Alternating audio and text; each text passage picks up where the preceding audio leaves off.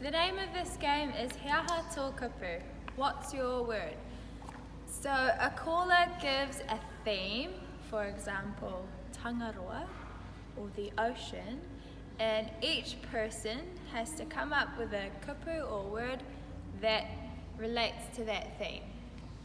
Once you have your word, you have to come up with an action that will make it easy for the rest of the group to guess what your word is.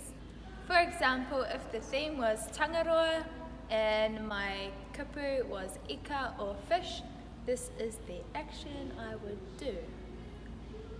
Or, here is a chant to start the game. Hea hato kupu, hea hato kupu. Hea hato kupu, hea hato kupu.